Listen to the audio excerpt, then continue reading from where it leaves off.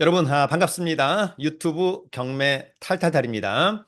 벌써 이제 8월도 하순을 향해 달려가고 있습니다. 이제 휴가철도 끝나고 여름도 서서히 가고 있습니다. 더욱 행복한 하루하루가 되기를 응원해 보도록 하겠습니다. 그런 가운데 요즘에 재테크에 대한 관심이 그 어느 때보다 높다. 주식은 어떨까? 또 부동산은 어떨까? 그중에서도 경매는 또 공매는 어떨까? 고민을 하는 분들이 상당히 많이 있는 것 같습니다. 사실 이제 공부를 하면 그렇게 어렵지 않은데 공부를 안 하면 처음에는 굉장히 어려워 보입니다. 그럴 때는 개인적으로는 스스로가 먼저 한번 쉬운 책을 한번 읽어보자.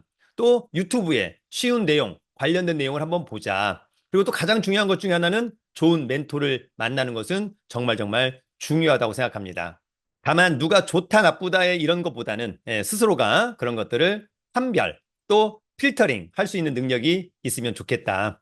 우리 유튜브 경매 탈탈탈도 유튜브 또는 뭐 경매, 공매, 부실채권 이런 관련 분야에서는 최고를 지향하고 싶다. 잘하고 싶다. 그런 말씀을 드려보도록 하겠습니다.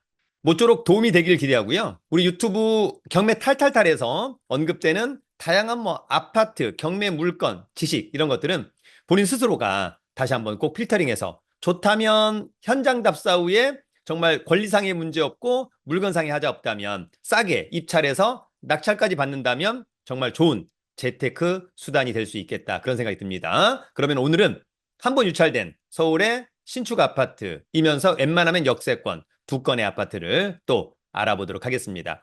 반복적인 학습은 굉장히 중요하다. 그러면 준비한 자료 보면서 곧바로 가보겠습니다. 여러분, 한 번 유찰된 신축엔 역세권, 서울 아파트. 아무래도 이제 수도권에 대한 관심이 높은데 그 중에서도 서울이 가장 인기가 높은 것은 두말할 나위가 없습니다. 지난번에 이제 어떤 분이 댓글로 입찰할 때 준비물은 뭔가요? 이런 또 질문을 하신 분들이 있는데 직접 간다. 내가 직접 간다. 그러면 여러분 신분증, 도장, 입찰, 보증금 가져가면 됩니다. 신분증, 주민등록증, 운전면허증, 여권 중에 하나, 도장. 직접 가는 거니까 막도장도 상관없고 인감도장도 상관없고 보증금은 통상 최저가의 10%. 그러나 이제 재매각, 재경매인 경우에는 매각물건 명세서 비고란에 언급되어 있습니다. 아무 커멘트가 없다면 10%. 만약에 거기에 보면 입찰 보증금 20 또는 30이라고 한다면 최저가의 20, 30을 준비해야만 합니다. 만약에 대리인을 보낼 거다. 그러면 이제 일을 시키는 사람 있죠? 위임인. 가는 대리인을 우리가 통상 수임인이라고 하죠.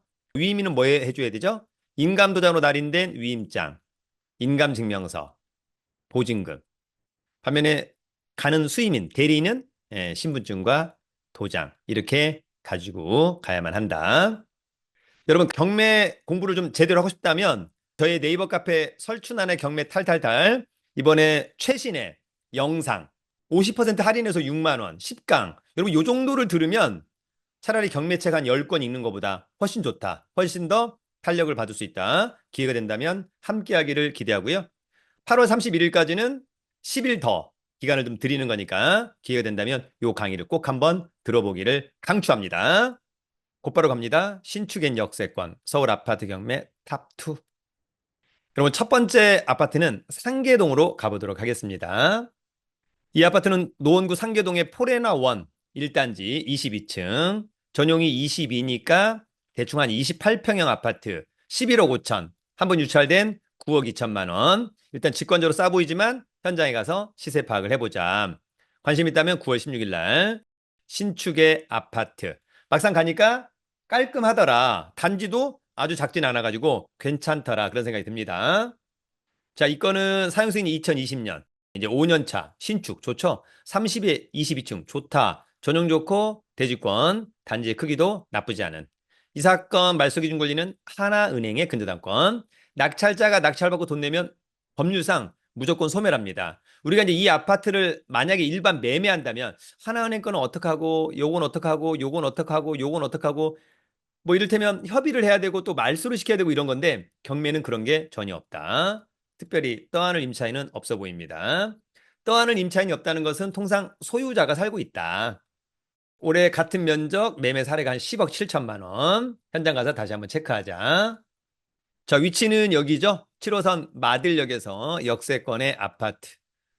초등학교, 또 멀지 않은 곳에 노원역, 롯데백화점 등등이 있고요. 또 아주 멀지 않은 곳에 중계동 학원가도 있는 것은 강점으로 보입니다.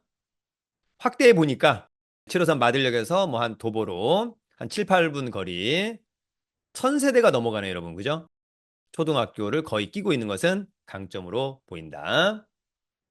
권리 분석은 매각 물건 명세서 하나로 정리하면 되겠죠? 자, 이 사건 말소 기준 권리 2021년 9월 30일자 근저당권. 특별히 커멘트가 없다는 것은 권리상의 문제는 없다. 여러분, 두 번째 아파트는 미아동의 아파트입니다. 자, 이 건은 강북구 미아동의 꿈의 숲 롯데캐슬 13층. 강북구는 이제 관할법원이 서울 북부지방법원입니다. 32평형. 전용 25.71. 아, 대주권이 많네요. 그래서 쾌적할 것으로 보이고요. 9억 2천만 원. 한번 유찰된 7억 3,600만 원은 직관적으로 싸 보인다. 관심 있다면 8월 26일 날 여러분 신분증과 도장, 입찰 보증금 가지고 북부지방법원 1호선 도봉역에 있습니다. 자, 이 건은 2017년산 8년차 신축 좋죠? 14에 13층 좋고 전용 좋고 대지권 좋고 단지의 크기도 나쁘지 않습니다. 역시 하나은행의 근저당권이 이 사건 말소 기준 권리. 낙찰자가 낙찰받고 돈 내면 모두 소멸하고 특별히 떠안을 것은 없어 보입니다.